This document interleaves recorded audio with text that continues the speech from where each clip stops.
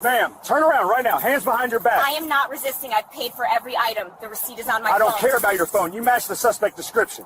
I am Senior FBI Agent Regina Cross. You are escalating illegally. Yeah, tell it to the judge. Turn around. Now. I am complying under protest. You are... Officer Kyle Vance had been with the Oak Ridge Police Department for just under 5 years, but he walked with the swagger of a man who believed he owned the pavement beneath his boots.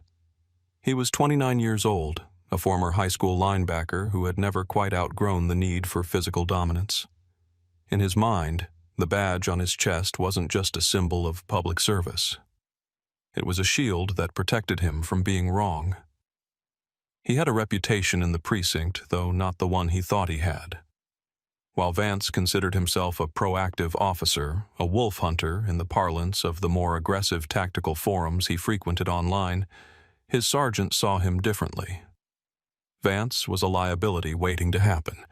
His personnel file was a checkerboard of minor infractions and citizen complaints that had been skillfully maneuvered into the unsubstantiated pile by a fervent police union representative.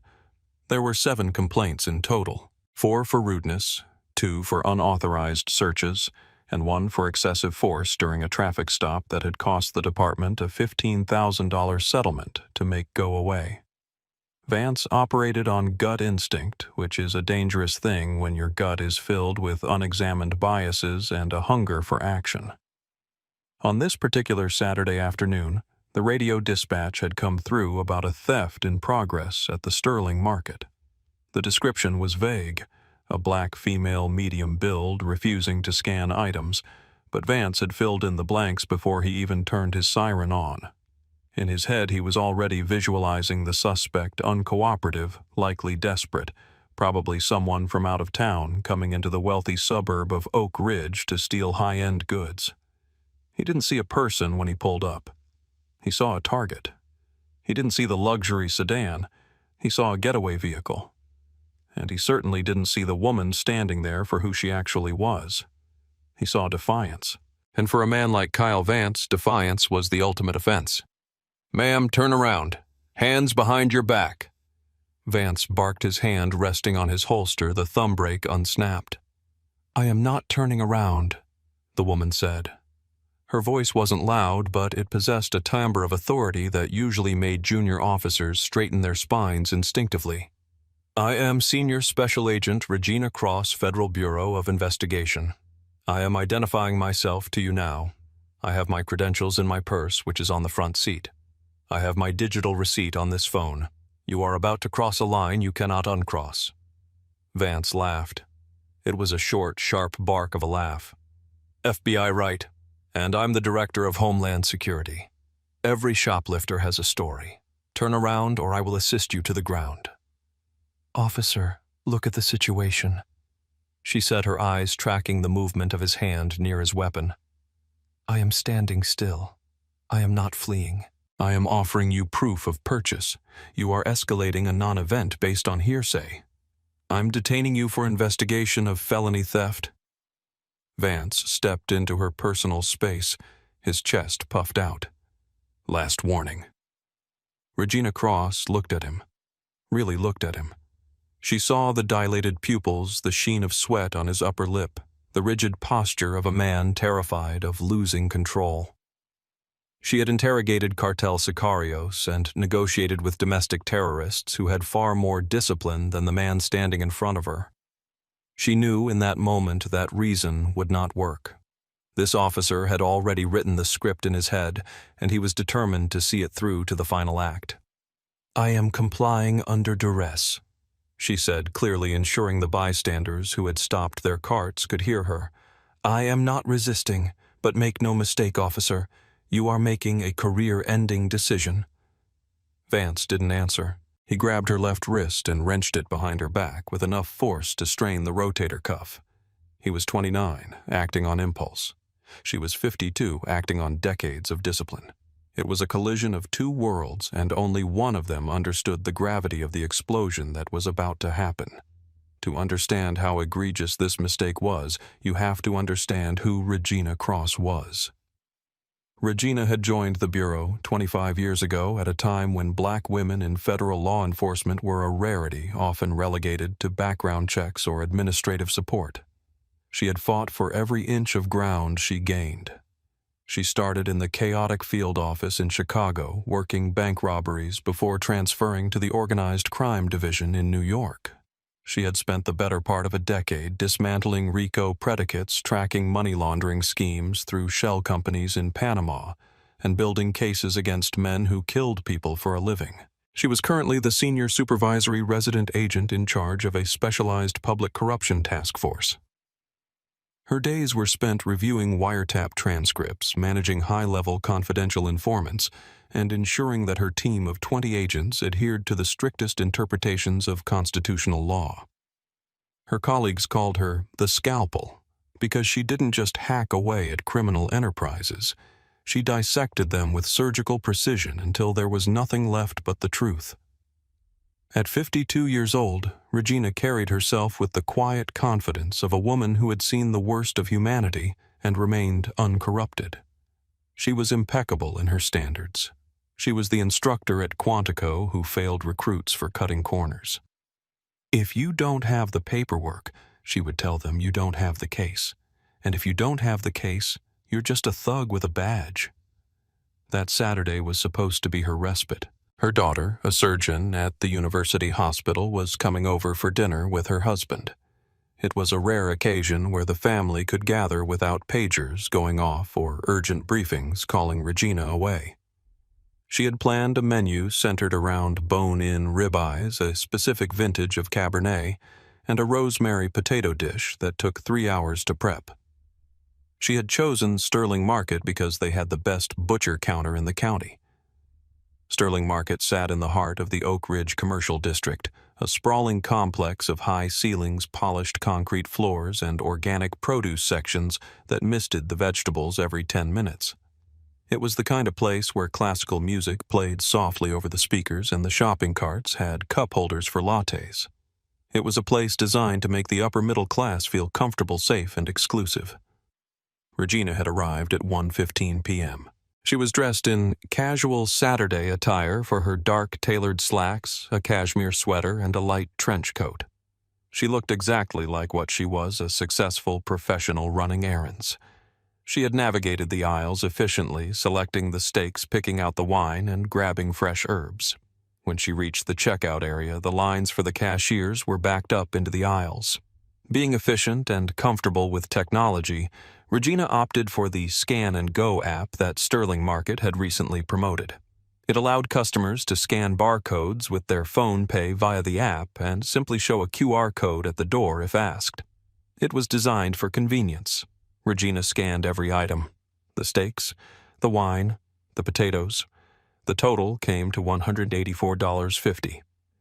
She authorized the payment with her thumbprint, watched the transaction-approved screen appear, and bagged her groceries in her reusable canvas totes. She walked toward the exit, her phone in her hand, the digital receipt bright on the screen. She had done everything right. She had followed every rule. She had paid for every ounce of food in her cart. But the atmosphere in Sterling Market wasn't just about organic kale and expensive cheese. It was also about surveillance. The store had recently hired a new loss prevention manager, a man who believed that technology was fallible and that his intuition was superior. He believed that the Scan and Go lane was a loophole for thieves, and he had instructed his floor walkers to profile anyone who didn't look right using the system. Regina Cross. A black woman buying nearly $200 worth of steak and wine without stopping at a register apparently didn't look right. She was walking with purpose.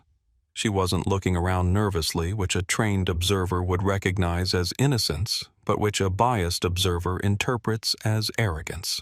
She walked out the automatic doors and into the bright afternoon sun, breathing in the fresh air, thinking about the dinner ahead. She made it to her car, a silver sedan parked 3 rows back. She popped the trunk. She didn't know that inside the store, behind a wall of monitors, a decision had already been made that would ruin her weekend and destroy several careers. She was just a mother getting ready for dinner, but in the eyes of the man watching the cameras, she was a suspect who needed to be taught a lesson. Brandon Hilt was 34 years old, and he took his job as the store manager of Sterling Market very seriously. Perhaps too seriously. He had failed the entrance exam for the police academy once for agility, and once for the psychological evaluation, which noted a tendency toward rigid thinking and difficulty de-escalating conflict. Denied the badge he craved, Brandon had turned the grocery store into his precinct. He spent most of his shifts in the loss prevention booth staring at the high-definition feeds from the ceiling cameras. He called it protecting the assets. His employees called it spying. Brandon had a specific theory about shoplifting. He believed that the professional thieves didn't look like bums. They looked like regular people. Specifically, he believed they looked like people who didn't belong in the affluent demographics of Oak Ridge.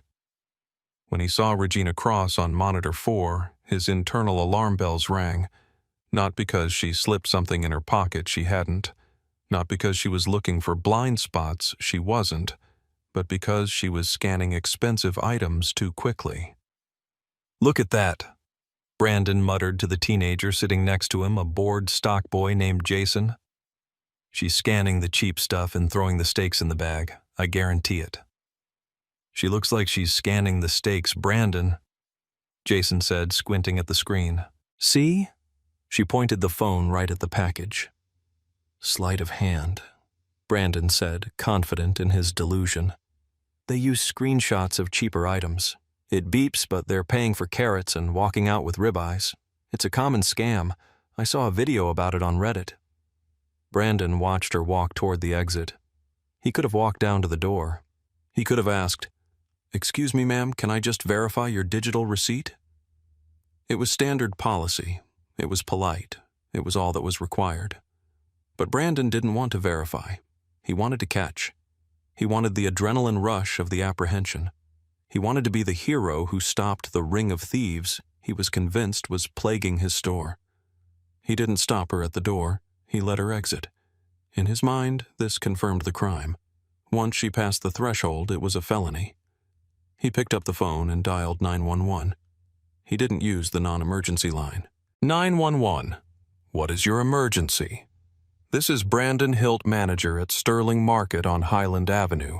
I have a theft in progress. Suspect is a black female 50s hostile. She just pushed past my loss prevention team with hundreds of dollars in meat and alcohol. Is she armed? The dispatcher asked. I don't know, Brandon lied, adding a tremble to his voice. She was very aggressive. She's heading to a vehicle, a silver sedan. She's fleeing the scene. You need to send someone now before she gets away. These people, they get violent when you corner them. These people. The phrase hung in the air of the dispatch center, recorded on the digital tape that would later be played in a federal courtroom.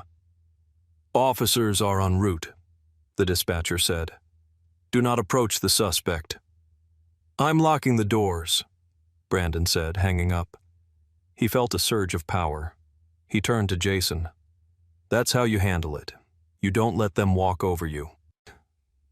Jason looked at the monitor where Regina Cross was calmly walking to her car, not fleeing, not running, just walking. She doesn't look hostile, Brandon. She looks like my aunt. You're naive, Brandon scoffed. Wait until the cops get here. You'll see. She's probably got a record a mile long. Brandon Hilt had constructed a fantasy based on his own prejudices.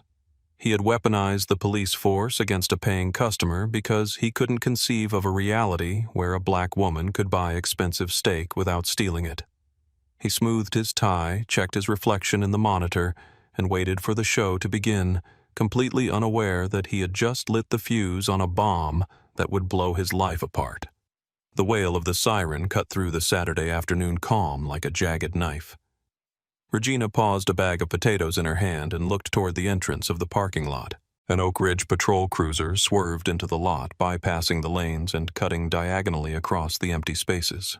The car accelerated unnecessarily, the engine roaring before screeching to a halt directly behind her sedan, effectively boxing her in. Regina's training kicked in immediately. Situation awareness. Threat assessment. She wasn't scared. She was confused. She scanned the area. Was there a robbery at the bank across the street? Was there an active shooter? Then the door of the cruiser flew open and Officer Kyle Vance stepped out. He didn't adjust his belt or put on his hat. He marched directly toward her, his hand hovering near his weapon, his posture aggressive. Regina placed the bag of potatoes into her trunk slowly. She kept her hands visible. She turned to face him. "Put the bags on the ground. Step away from the vehicle. Now." The confrontation began. Regina Cross had spent 25 years studying human behavior.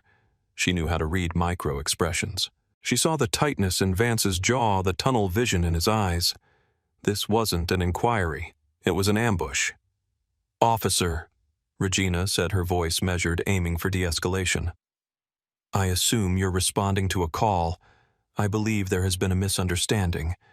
I just left the store." "I know where you left," Vance snapped, closing the distance. He was within 4 feet of her now.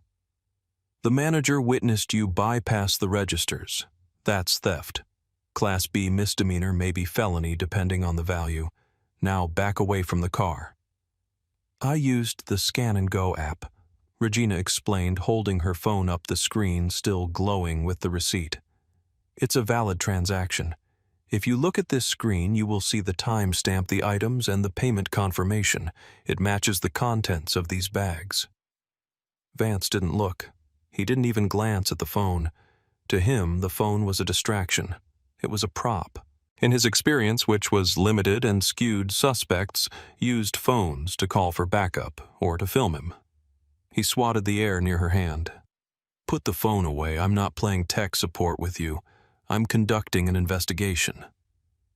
"You aren't investigating." Regina corrected him, her tone sharpening slightly. "An investigation involves gathering evidence. I am presenting you with exculpatory evidence and you are refusing to look at it. That is a violation of procedure." "Don't quote procedure to me," Vance sneered. "You think because you drive a nice car you can just walk out with whatever you want. That's not how it works in my town." My town. The possessiveness of the phrase was telling. Regina realized then that this wasn't about the groceries. It was about territory.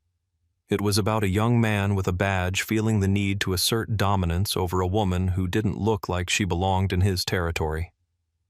"Officer," she tried one last time. "My name is Regina Cross. I am a federal agent. My credentials are in the purse on the front seat. I am asking you professional to pause and verify. Look at the receipt. Check my ID. Don't make a mistake you can't fix."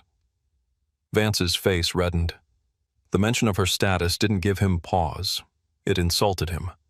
It challenged his authority in front of the small crowd that was beginning to form, shoppers pushing carts, pausing to watch the drama unfold.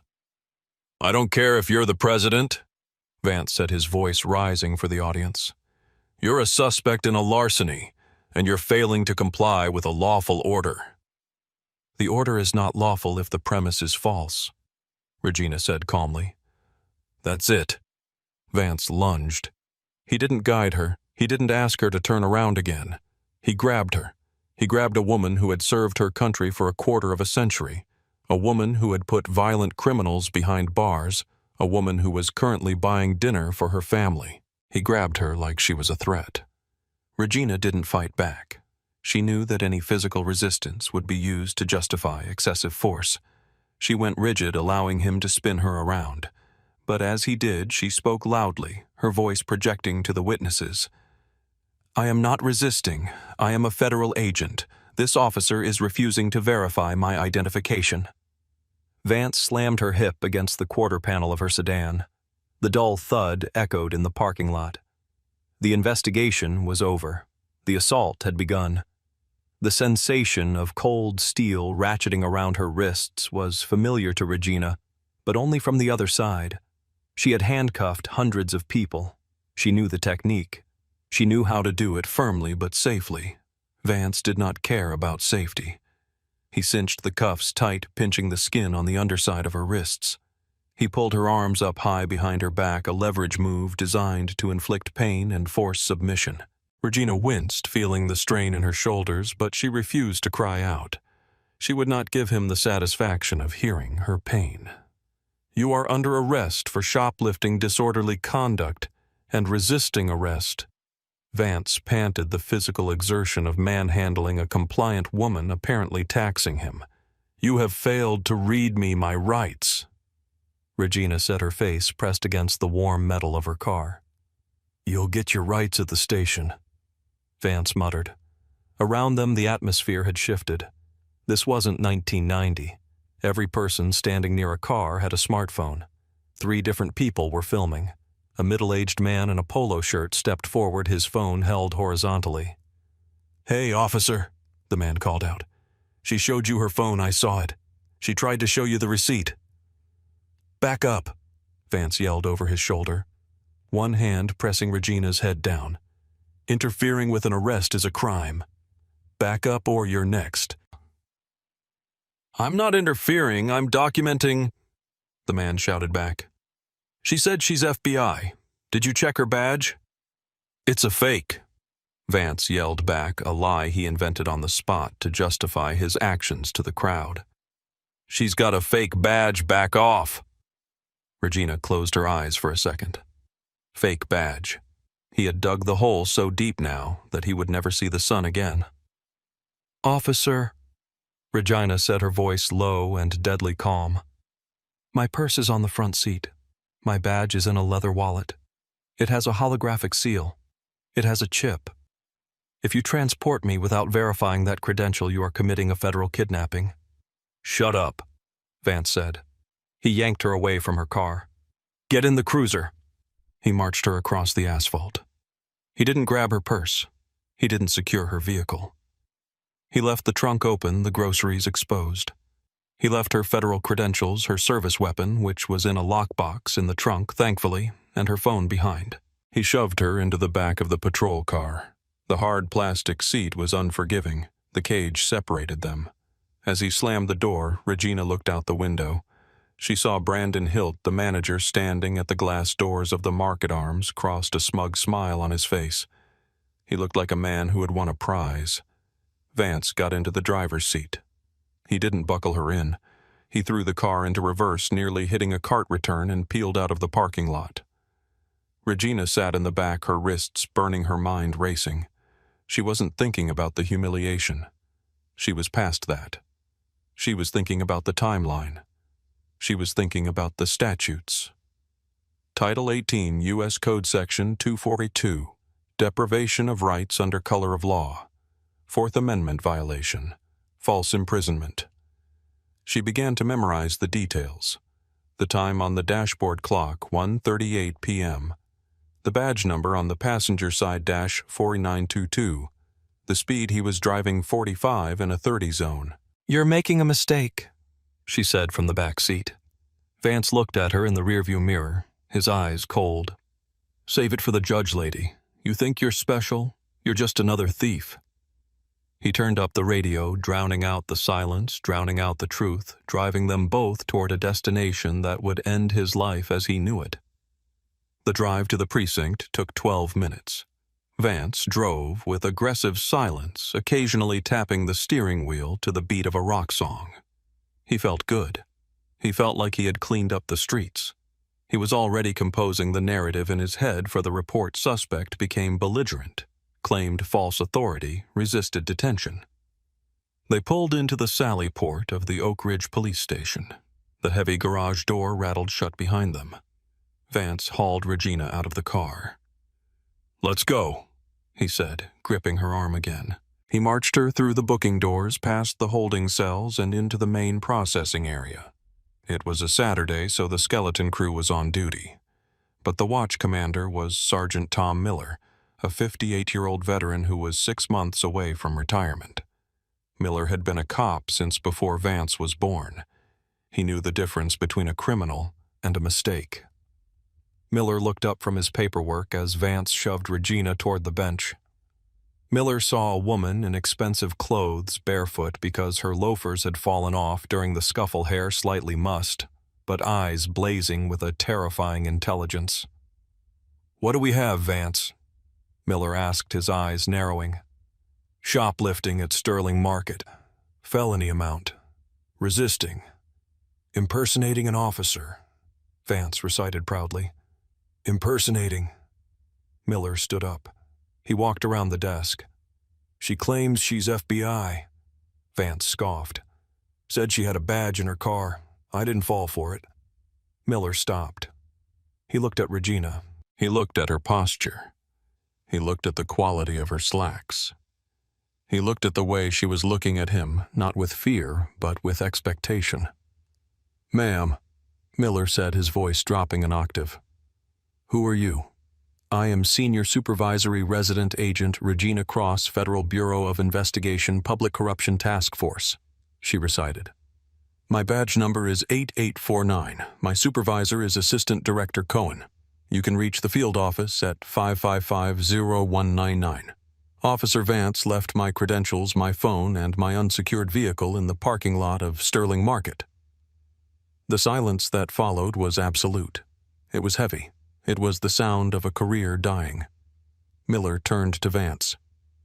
You left her ID in the car. It was fake, Sarge. She was just... Did you verify it? Miller shouted, the sudden volume making Vance flinch. Did you put your hands on a federal agent without verifying her ID? She was stealing meat, Sarge. The manager said... Miller turned back to Regina. Uncuff her. Now. But now! Miller roared. Vance fumbled for his keys. His hands were shaking. The confidence was evaporating, replaced by a cold, creeping dread. He unlocked the cuffs. Regina rubbed her wrists. Deep red grooves marked her skin. She didn't scream. She didn't yell. She looked at Sergeant Miller. I want photos taken of these injuries immediately, she said calmly. I want a lieutenant or higher present, and I want this officer removed from my presence before I add obstruction of justice to his list of charges. Miller nodded. He was pale. Vance, give me your badge and your gun. Go sit in the break room. Do not speak to anyone. Do not touch your phone. Sarge, come on, she's lying. Vance pleaded, his voice cracking. Give me the gun, Kyle, Miller said, using his first name, which was somehow worse. It sounded like a eulogy. Vance handed over his weapon. He handed over his badge. He looked at Regina, waiting for her to break character, waiting for the gotcha moment where she admitted she was just a crazy lady. She stared back at him with the cold indifference of a judge passing a life sentence. You have the right to remain silent, she whispered to him as he walked past her. I suggest you use it. The fallout wasn't just fast. It was instantaneous.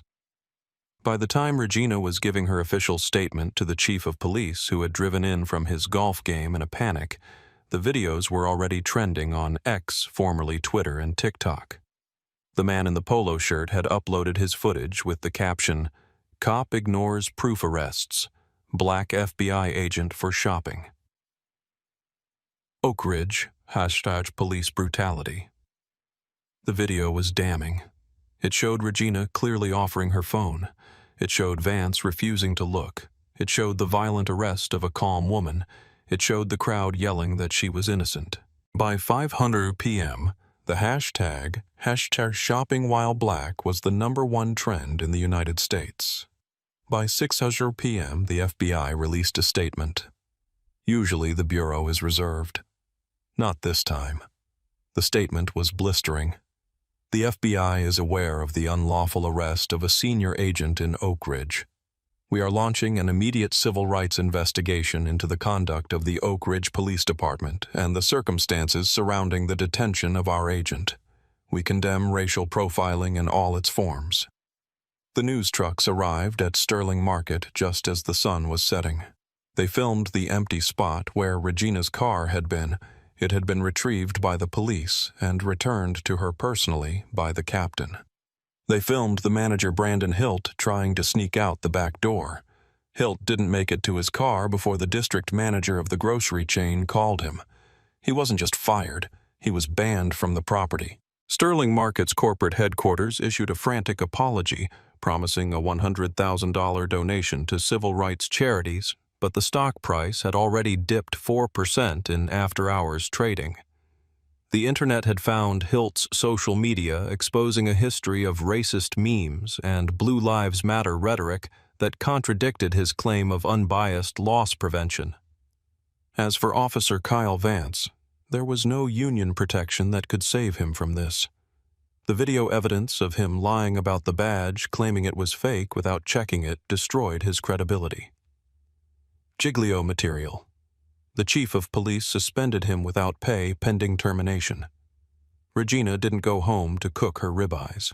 She spent the evening in the emergency room getting x-rays of her wrist sprain and shoulder contusion.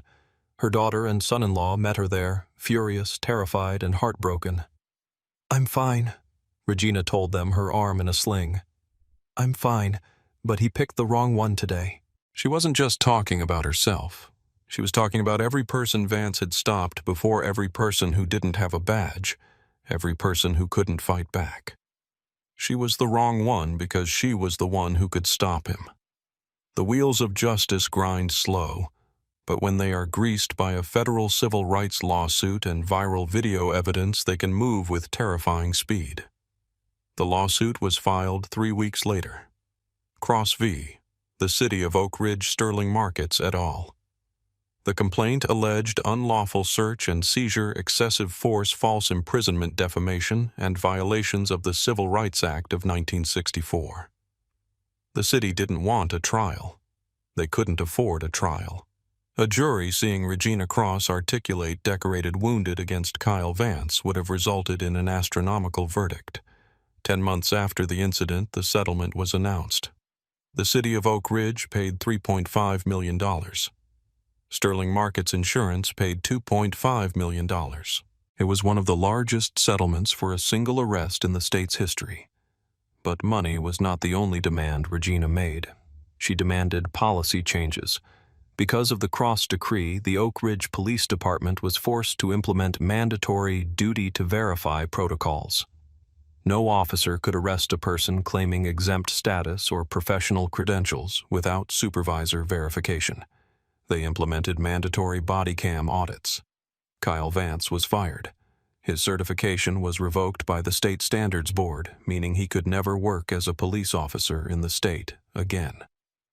He tried to sue for wrongful termination, but the judge threw the case out in the initial hearing. He was last heard of working security for a trucking company in another state, stripped of his authority, stripped of his power.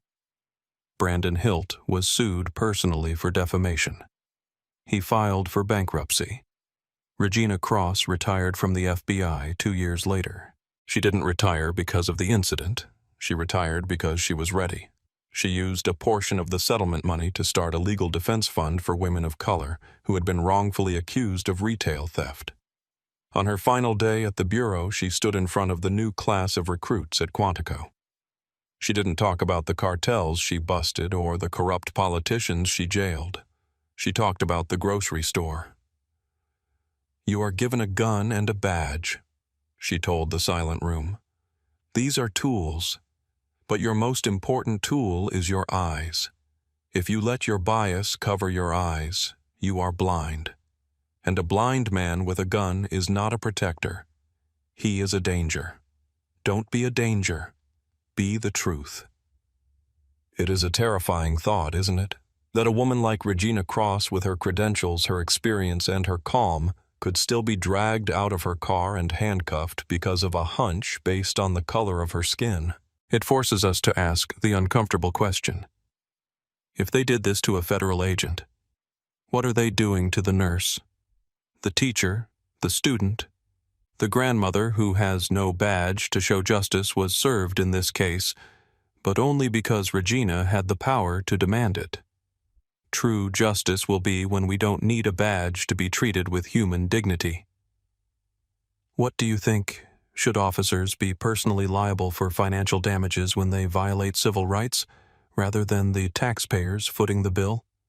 And have you ever been accused of something you didn't do while shopping? Let me know your stories in the comments below. And if you believe that accountability is the only way forward, please like this video and subscribe. We need to keep telling these stories until they stop happening. stop right there. You're not leaving with that card. I've paid. I have the receipt. You have no reason to detain me. Manager says the card's stolen. Hand it over now. You are escalating without probable cause. That's unlawful. You don't tell me how to do my Federal job. civil rights prosecutor. Touch And this me. becomes your Turn case. my- Officer Kyle Richter had been with the Metro Police Department for 6 years when he walked into Iron and Oak Home Supply and made a decision that would not only end his career, but also cost the county $6.5 million in damages. He was 29 years old, aggressive, and entirely confident that his badge gave him the final word in every argument. On a bright Saturday morning, he responded to a call about a suspect using a stolen credit card to purchase high-end building materials. The suspect was Marcus Sterling, a 54-year-old senior federal prosecutor for the Civil Rights Division of the Department of Justice. What Richter did next, ignoring the law, mocking a man of superior legal standing, and arresting a federal official in front of a store full of witnesses, would become a definitive case study in how unchecked arrogance and implicit bias can dismantle a police force's reputation overnight. Before we get into the details of this catastrophic failure of judgment, tell us in the comments, do you think police officers should be personally liable for civil rights violations? If you're new here, make sure to hit that subscribe button. We bring you the stories that the system tries to bury. Marcus Sterling was not a man who sought attention. At 54, he carried himself with the quiet, heavy gravity of a man who had spent 25 years in the trenches of the American legal system. He was a legend within the Department of Justice. He had prosecuted hate crimes in the Deep South, dismantled human trafficking rings in the Midwest, and put corrupt mayors and police chiefs behind bars from coast to coast. His colleagues described him as a legal surgeon, precise, unemotional, and devastatingly effective. He didn't raise his voice because he never had to. His words carried the weight of federal law. On this particular Saturday, however, Marcus Sterling was just a homeowner. He was off the clock. He had recently purchased a 1920s craftsman home that he was restoring himself a passion project to clear his mind from the darkness he saw in his case files. He arrived at Iron and Oak Home Supply at 10:15 a.m., dressed in a pair of clean, dark denim jeans, a pressed navy polo shirt, and sturdy work boots. He looked like exactly what he was, a successful middle-aged man running errands. He spent 45 minutes in the store carefully selecting lumber, high-grade copper piping, and vintage-style light fixtures. He pushed his heavy cart with purpose, nodding politely to other customers. He spoke to no one other than the floor associate who helped him load the lumber. But in the eyes of one person watching from the management booth, Sterling's presence was inherently suspicious. This wasn't about what Sterling was doing. It was about who he was. Iron and Oak Home Supply was the kind of establishment that prided itself on exclusive clientele. Located in an affluent suburb just outside the city limits, it catered to contractors and wealthy homeowners who didn't blink at paying premium prices for domestic hardwoods and imported fixtures. The air smelled of sawdust and money. Brett Holloway was the store manager. At 28 years old, he had been promoted quickly, mostly due to his father's connections with the franchise owner rather than any genuine aptitude for leadership. Holloway was the type of manager who spent more time watching the security monitors than helping customers. He considered himself the first line of defense against what he called the wrong element. When Marcus Sterling rolled his cart up to the contractor's desk, Holloway was watching from his glass-walled office. He saw a black man with a cart full of merchandise totaling over $3,500. He saw the premium copper piping a high theft item. He saw the expensive fixtures. And in Holloway's mind, the math didn't work. To him, Sterling didn't look like the contractors he was used to, nor did he look like the residents of the gated communities nearby. Sterling pulled out a sleek black metal credit card, the kind reserved for high net worth individuals. He handed it to the cashier, a young woman who smiled and began processing the transaction. Holloway didn't wait. He picked up the phone and dialed the police non-emergency line, his eyes fixed on Sterling through the glass. "I need an officer at Iron and Oak immediately." Holloway said, his voice tight with self-importance. I have a suspect in the store attempting to use a stolen credit card for a massive purchase. The dispatcher asked the standard questions. Do you have proof the card is stolen? He's buying nearly $4,000 worth of copper and lumber. Holloway scoffed. And the card doesn't match the appearance. He's looking nervous. I need someone here before he walks out with the merchandise. That was a lie. Sterling was standing perfectly still, checking emails on his phone while waiting for the receipt. He wasn't nervous, he was bored. But Holloway's bias filled in the blanks. The call went out. Officer Kyle Richter was 3 miles away, patrolling the highway. When the dispatch came through, possible fraud in progress, suspect on scene, Richter lit up his lights. Richter had a reputation in the precinct, though not the one he thought he had. His file contained 14 complaints in 6 years. Most involved discourtesy or unnecessary roughness. He was known for escalating traffic stops and treating every interaction as a challenge to his authority. His sergeant had warned him twice in the last year to dial it back, but Richter believed he was the only one doing real police work. To him, a fraud call was an opportunity to catch a bad guy in the act. He didn't care about investigation. He cared about apprehension. Officer Richter pulled his cruiser up to the curb of Iron and Oak at 11:08 a.m., tires crunching aggressively against the pavement. He didn't park in a spot. He left the car in the fire lane lights flashing, announcing his presence to the world. He adjusted his belt, checked his body camera to ensure it was on a requirement he often resented, and marched toward the automatic doors. Inside the store, the transaction was already complete. The cashier had handed Marcus Sterling his receipt. Thank you, sir. Drive around to the loading dock and the boys will load that lumber for you. Thank you, young lady. Sterling said, his voice a deep, calm baritone. He folded the receipt and placed it in his pocket, placing one hand on the handle of his cart. He had just taken his first step toward the exit when the automatic doors slid open and Officer Richter strode in. Richter didn't look for the manager. He didn't ask the cashier for details.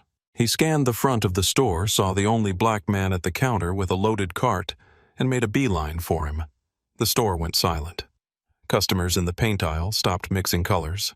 The line at the returns desk froze. Richter walked up to Sterling, invading his personal space, immediately stopping less than 2 feet away.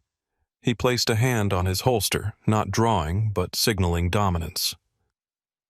Where do you think you're going with all that? Richter demanded, his voice echoing off the high warehouse ceilings. Sterling stopped. He looked at the officer, his expression unreadable. He had cross-examined murderers and dismantled syndicates. A 29-year-old patrol officer with an attitude problem did not intimidate him. I am going to my vehicle, Sterling said calmly. I've just purchased these items. Is that right? Richter sneered. Manager says the card's stolen. Let me see it. Sterling didn't flinch. He didn't raise his voice. He simply looked Richter in the eye. The card is mine. The transaction has cleared. I have the receipt right here. I didn't ask for a receipt. I said let me see the card and your ID. Now.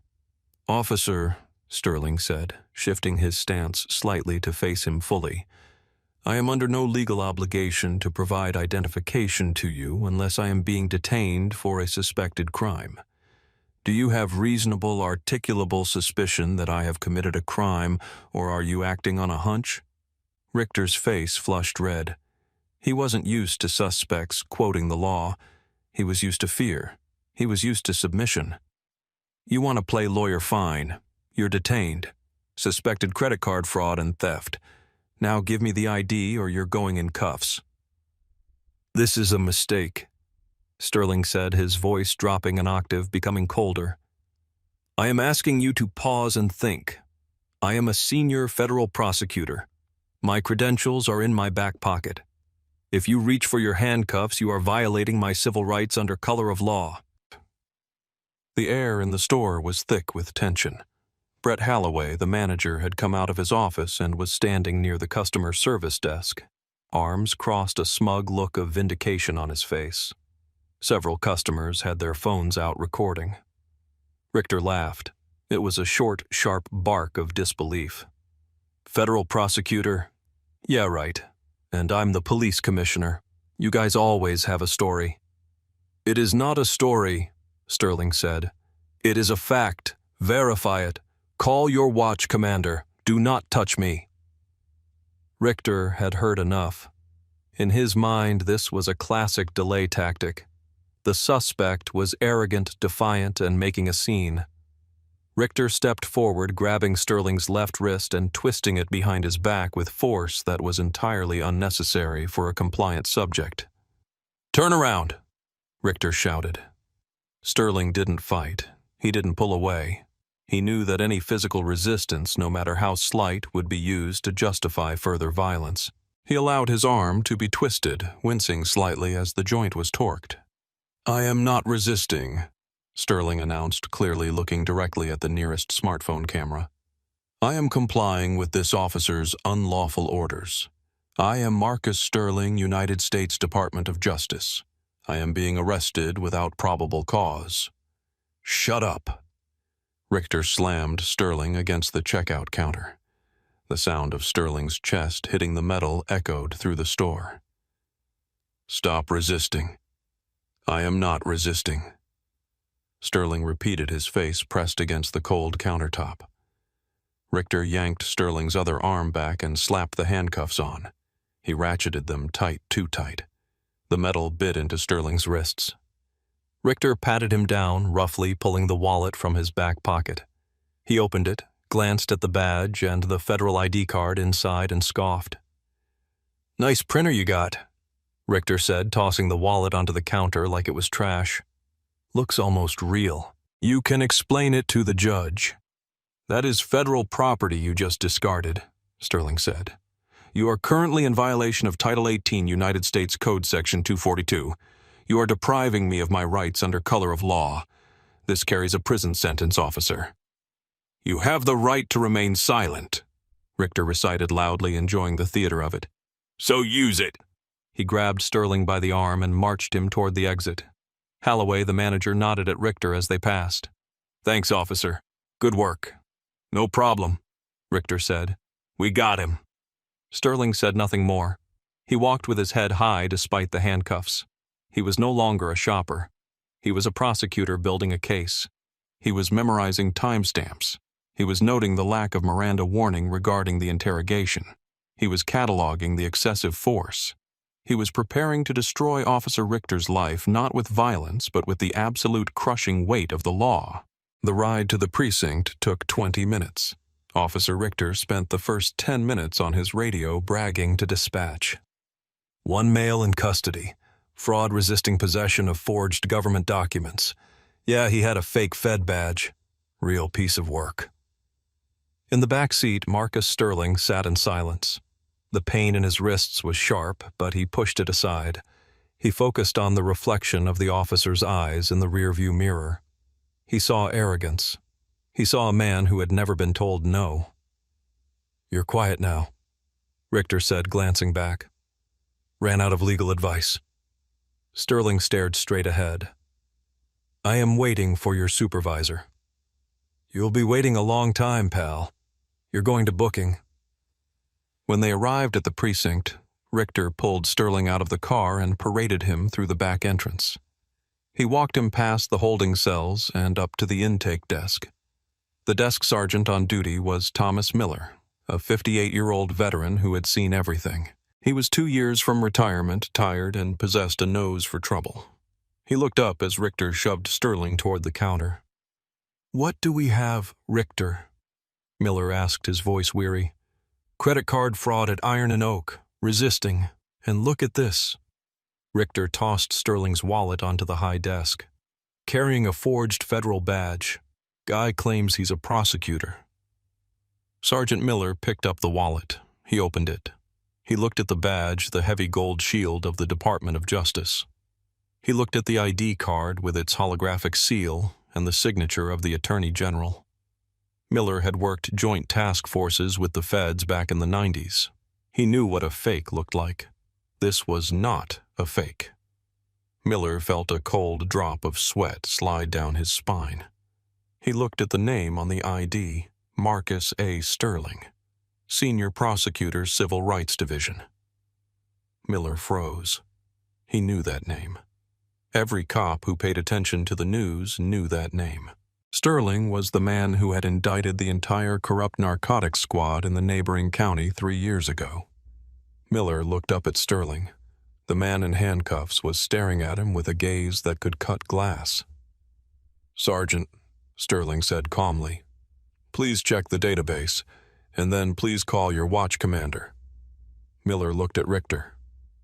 "Richter, did you verify these?" "I didn't have to verify them, Sarge. Look at the guy. He was buying copper piping with a black card. It's obviously a prop." "You idiot," Miller whispered.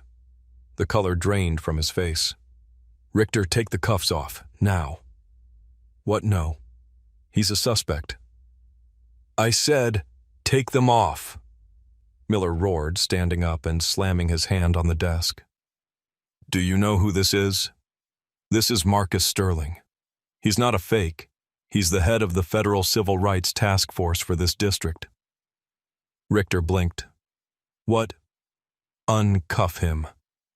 Miller came around the desk, keys in hand, shoving Richter aside. "Sir, I apologize. I don't know what happened here." Miller unlocked the cuffs. Sterling rubbed his wrists. Deep red grooves were etched into his dark skin. He didn't say thank you. He didn't smile. "Do not apologize for him, Sergeant," Sterling said. "I want his badge number. I want the body camera footage secured immediately. And I want Lieutenant Vance down here, now." Richter stood there, his mouth slightly open. "Wait. It's real." Sterling turned to him slowly. "The fake badge you threw on the counter?" "Yes. And the man you assaulted. He is the man who is going to ensure you never wear a uniform again." The atmosphere in the precinct shifted from routine bureaucracy to absolute panic within seconds. Sergeant Miller was already on the phone, his voice hushed and urgent, summoning the lieutenant. Other officers in the booking area, realizing something catastrophic was unfolding, slowly backed away or busied themselves with paperwork, desperate to not be involved. Lieutenant Vance, the watch commander, burst through the double doors 3 minutes later. He was a man of 45 sharp and political who understood the precarious nature of community relations. One look at Marcus Sterling, a man he had seen give press conferences on national television, standing by the intake desk, rubbing his bruised wrists, and Vance knew the department was in a nightmare scenario. "Mr. Sterling," Vance said, approaching with his hands open in a gesture of peace. "I am Lieutenant Vance. I am incredibly sorry for this misunderstanding. Please come to my office. Let's get you some water, some ice for those wrists." Sterling didn't move. He stood his ground in the center of the booking room, ensuring every officer present could hear him. "This is not a misunderstanding, Lieutenant," Sterling said, his voice projecting clearly. "This is an unlawful arrest. This is false imprisonment. This is assault on a federal officer.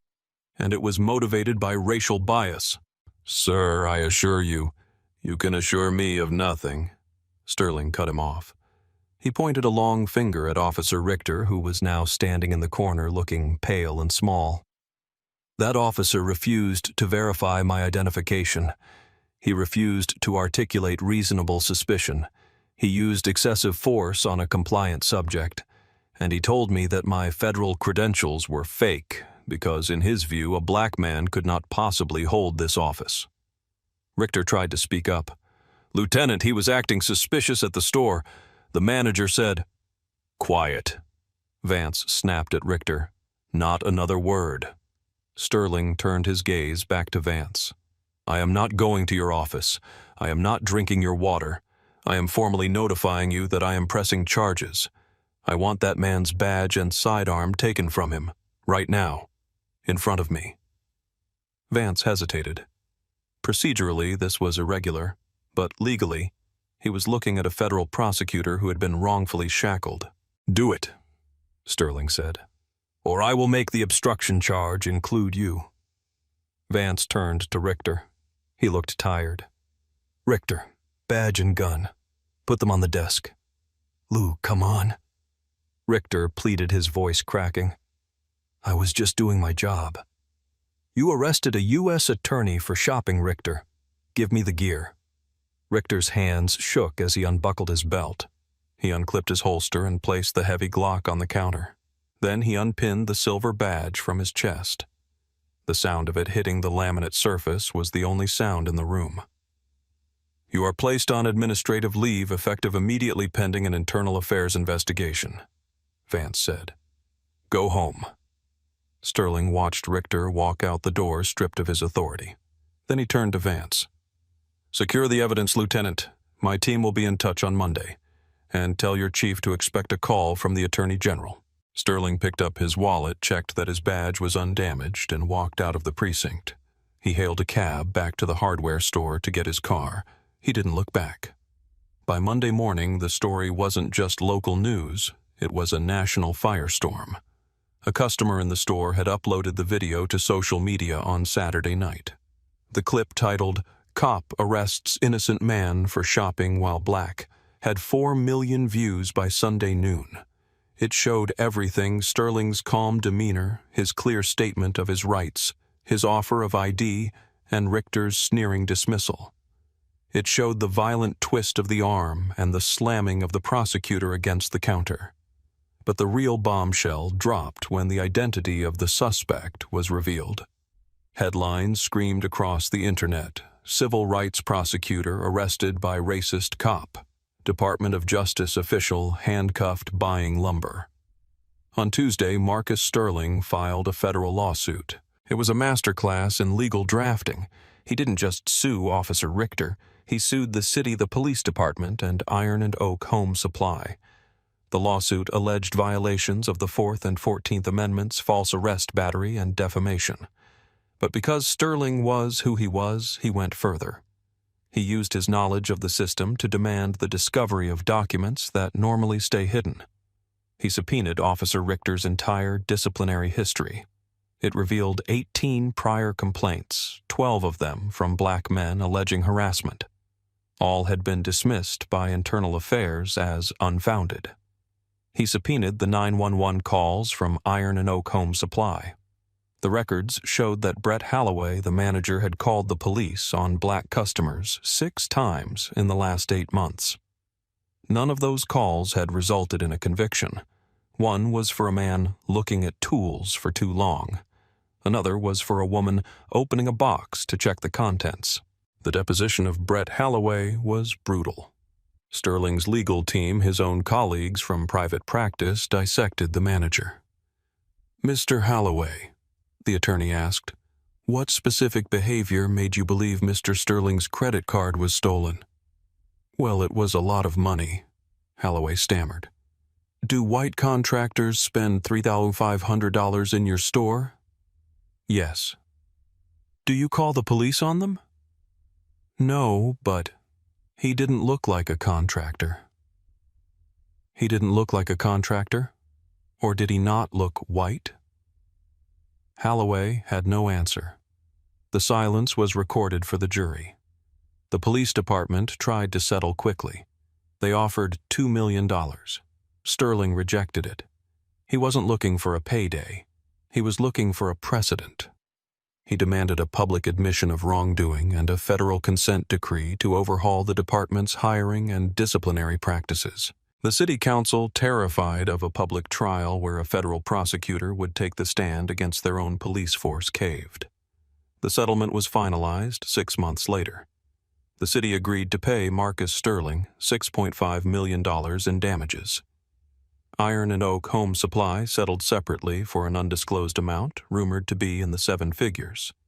But the money was the least significant part of the outcome. Officer Kyle Richter was not just fired, he was decertified. The state board revoked his law enforcement license permanently. He would never carry a badge or a gun again. He was also charged criminally with assault and deprivation of rights under color of law. He pleaded guilty to avoid prison time, receiving 3 years of probation and a permanent felony record. Brett Holloway was terminated from Iron and Oak for violating the company's discrimination policy. His name became synonymous with racial profiling in the retail industry. Marcus Sterling donated the entire $5 million settlement to a legal defense fund for indigent defendants, people who didn't have a badge or a law degree to protect them. In a rare interview after the settlement, Sterling sat in his finished living room, the copper piping he had been arrested for now installed behind the walls. He looked into the camera, his face somber. "Justice was served in my case," Sterling said quietly. "But let us be clear, I am an exception. I had the training to remain calm. I had the credentials to prove my status. I had the resources to fight back. If I had been a 19-year-old college student or a mechanic or a teacher, that officer might have broken my arm. He might have planted evidence. He might have ruined my life and no one would have known." He leaned forward, his hands clasped. "The system worked for me because I am part of the system. The tragedy is that for so many others, the system is a weapon, not a shield."